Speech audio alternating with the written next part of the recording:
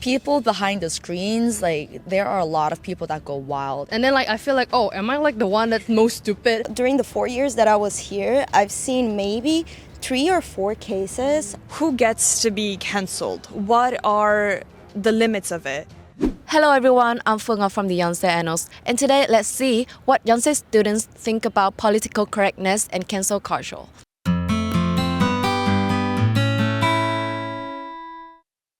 Before we get into the interview, let's get to know what is political correctness.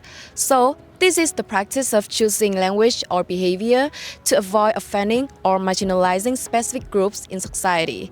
So, particularly those defined by gender, race, religions, or etc. Beyond just being polite, it often functions as a social pressure to align with morally right stances on sensitive global issues or controversial topics. So, when someone fails to meet these standards, they often face with public backlash or risk being cancelled for having a dissenting opinion. Can you please introduce yourself? Hi, so my name is Arena and I am a political science and international relations major, and I'm in my sophomore second semester. My name is Taekyung Lee. I am a senior year last semester in international studies at UIC. My name is Lana. I'm a freshman second semester from UIC, and my major is international studies. Hello, my name is Isadora Tomazini. I'm from Brazil. I am from the Department of Political Science and I graduated last February. So first, let's go to first sessions, which is the pressure to be nice. Do you feel like there's a standard personality that everyone tries to follow around here in Yonsei? I wouldn't necessarily say so. I think in particular in UIC there is a very big diversity of personalities that you can see. Honestly, if I'm just talking about Underwood International College, I wouldn't say there is a standard personality. I feel like everyone's very diverse, they're very free with who they want to be and who they are. However, in the Korean Yonsei, there I think is kind of a standard for behaving and thinking and speaking in a certain manner in order to appease to the general public. I'm not sure if it's exactly a personality, but I do feel like there is a standard way of behavior that people expect you to follow. It's more about how you should behave, how you should talk to others. There's not like exactly how you should be, but how to deal with the social gatherings and interactions between people, but yes. I think for personality, there is no specific one, but I just feel kind of pressure in the class. Since I get into that class, the people going into a lot of interest there, they try to be the one that knows about everything about a class. And then I feel like, oh, am I the one that's most stupid? Have you ever stayed silent in a class discussion because you were afraid of your opinion might be too controversial? I actually have, because in IS we have a lot of students from around the world. I wouldn't say I didn't speak up because I thought I would be controversial per se, but I was scared that I might be not knowledged enough, so I didn't want to trigger anyone or offend anyone in any sort of way. Absolutely, yeah. It's happened from the early of the March. I kind of afraid to give an argument because I just scared they're gonna judge me because oh, it's not supposed to be like that. Why you have to say that? Because the truth is kind of like this. But after that, I realized, and then I talked with the other classmate. We come to class as a don't know to know. So why you have to compare with each other on the class? I think I'm not the type of person to necessarily be quiet. However, I do think that I have restrained myself in ways because I don't think a lot of people are open to discussions, are not open to any sort of very open or controversial ideas, and their first instinct is to block any sort of opinions that they don't necessarily agree with or are not the norm. I feel like that definitely happens, but for me it was a little bit different when I was having discussions in Korean and discussions in English. When I was in a Korean class, then I would probably stay silent, either because I'm not that confident in my Korean or because I was scared that people would be maybe shocked that I'm so open about my ideas. But when it was an English class, then I was a little bit more comfortable, and with other international students it was a little bit easier to show my opinion. Do you feel like the fear being judged is stronger than the desire to speak up here in our campus? I specifically in the regard of Korean students, absolutely. I think they restrain themselves so much and they completely mold who they are as a person to fit this Korean standard. I think that they just follow the loudest person in the room. So they change their behavior based on whoever they think is most convincing rather than actually having strong opinions or a strong personality that they really stand their ground on something. Maybe I love my major too much, but I wouldn't say so, no, because in IS, there's like a lot of diverse people. So I think thanks to that, people do really freely speak up. And if someone says something wrong or if someone is like by any means offended, they also do speak up. So I feel like, especially in UIC, it's like a much more freer atmosphere. But whereas in like more Korean majors, because I'm doing a minor as well, I do feel like Koreans tend to feel more pressure to not speak up in case of controversy. I'm gonna say no. I don't know how about the other Korean university, but I feel like in Yonsei, you can talk a lot of things in a very specific view that your own thoughts is not gonna get judged. And also the professor, so open with everything. I got a professor from America, from Korea. They never ever like judge me in a very specific. They just like, oh, this is your thoughts. This is the reality. It connects each other. So they just try to be like neutral. Oh yeah, definitely. I'm from Brazil, so I do feel like a lot of my personal ideas are a little bit different from the standard ideas of a person my age in Korea, and I do feel like I'm a lot more open about those opinions than Koreans might be. In Brazil, it's okay to discuss politics and these types of things, but in Korea, it's more something that you keep to yourself. So I ended up following a little bit more of the Korean structure when I was in Yonsei. Now we're gonna move to the second part. It's about like the impact on the majors. Do you think people are like too much bolder or like more critical on every time than they are in real life?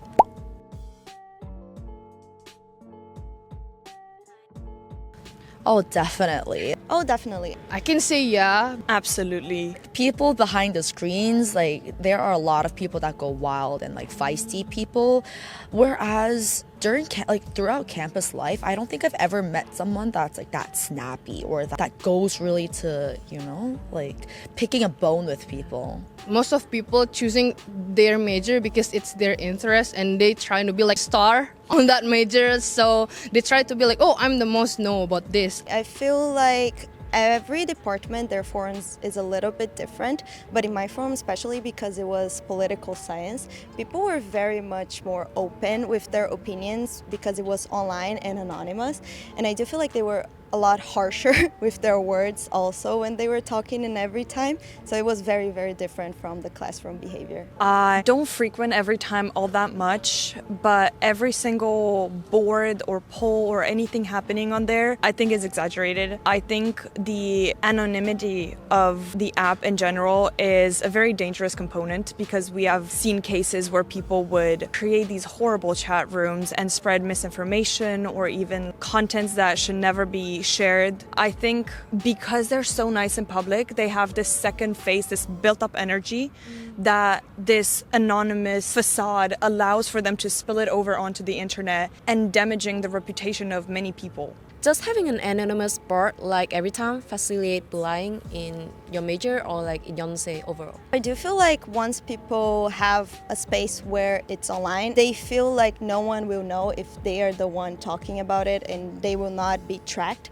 to that opinion. So they feel more open to say things. I do think anonymity could be really helpful in a way that you can speak up more freely, but it's like two sides of a coin. It can go to a good side where people that usually would be too shy to speak in class, they would end up sharing a little bit more about their thoughts, but it can also be very bad. It really does give you the power that you wouldn't really have in real life to go against someone or like attack someone. To the point that people feel confident with doing cyberbullying or other types of harassment just because they are online and anonymous. It makes it very difficult to fact check or proof check anything because you remove all of these components that you can check, and also a very strong component of a claim is the person's validity or like authority. And it can just be anybody. It could be God writing this, right? So I think that The anonymous component of every time is actually very damaging, and I think there should be a certain push to have our basic information out there so that we know who to trace it back to in case hateful and bullying comments appear, which are detrimental to also the school's reputation. I was pretty shocked when I started using every time, and I have to say that most of the time I didn't open it because I thought it was so toxic and that it was too harsh on some people. So, if someone make mistake or say something like offensive, do you think our campus culture is more about counseling, like publicly shamed, or forgiving them? I think as long as the thing that they're talking is not gonna judge any specific stuff, they're not gonna bother you. As long as it's not sensitive context, maybe like politics, economics, some of nationality, or kind of like races. I have never really heard nor seen a case in which somebody was cancelled. I'm a little slow with rumors, so I don't know if actually someone has been like canceled on campus before. But I would definitely say that students aren't as mean enough to like really go after someone. I just saw today a guy walk with an All Lives Matter shirt on campus, so I'm like, oh, okay. Because I am not going to start a debate with somebody on campus. I'm not going to start a fight. I'm not going to do anything. People have their own rights to believe in what they want to believe. And I think the only situations where any sort of actions have actually been taken was in more extreme cases. However, I don't think the campus is necessarily a hateful place. I don't think there's a lot of public shaming. I do feel like, especially from my experience, it's more into canceling them, especially because I've seen a few cases where a student would be caught cheating or be caught like saying something in public that maybe they shouldn't have. And especially on every time, people were very harsh to judge them. So, have you like ever actually seen a witch hunt happens around you? Oh yes. In our department, I feel like during the 4 years that I was here, I've seen maybe 3 or 4 cases of people just coming as like kind of a community and throwing hate on a specific person. Most of the time they would be careful to not actually mention the name of the person. They would maybe just use the consonants or just put an emoji to represent that person. But there was a case where they even said the name of the student pretty clearly. It was very shocking for me because during the class a lot of students wouldn't even speak up when the professor asked for opinions, but online they were very, very much open about canceling people. But like, do you know the reason why they do that? I do know that, especially when you're talking about politics, people are very bipolar, and when you disagree with someone's opinion, you feel very heated and you feel like you want to say something against it or you want to like debate and such things. But I do feel like that sometimes they crossed a line.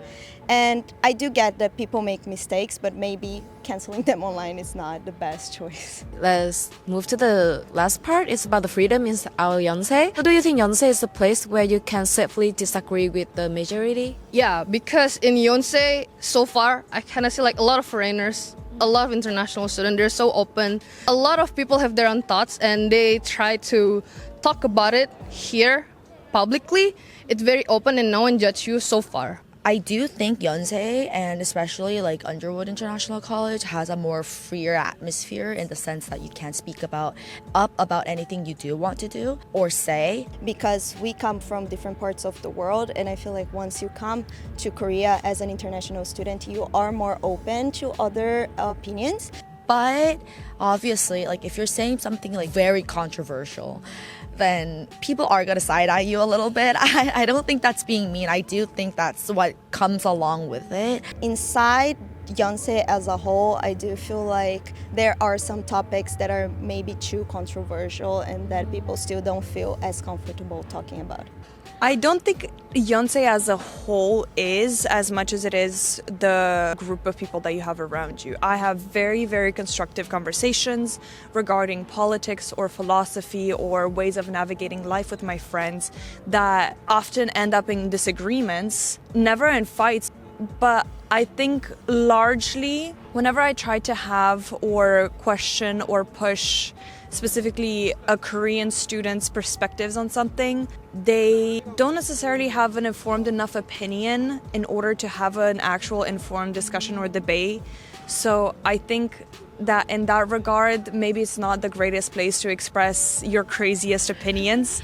In one word, is cancel culture is justice or just basically blind?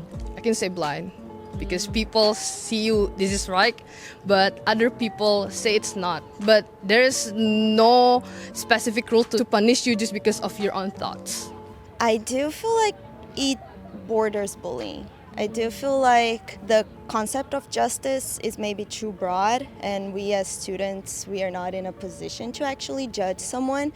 So I do feel like once we take the time to talk badly about someone and actually judge what they did or what they said, then we are almost always, especially in every time, coming close to bullying. Cancel culture within itself, I think, is inherently problematic. Who gets to be cancelled? What are the limits of it? How do you treat women and men differently when they commit the same crime, in a sense, right?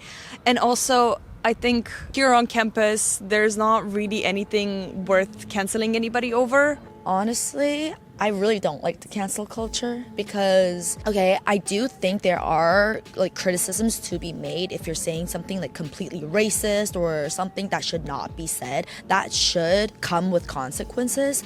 But I feel like the cancel culture itself is more so like a propaganda in a sense. So if someone starts like picking a bone with someone, then like everyone else starts to do that as well, even though it's not like that bad, you know? So again, I don't think it's justice. I do think a little bit of criticism could be justice, but canceling out someone is not. And do you have any last word if you want to talk about or ask something about like political correctness and cancel culture?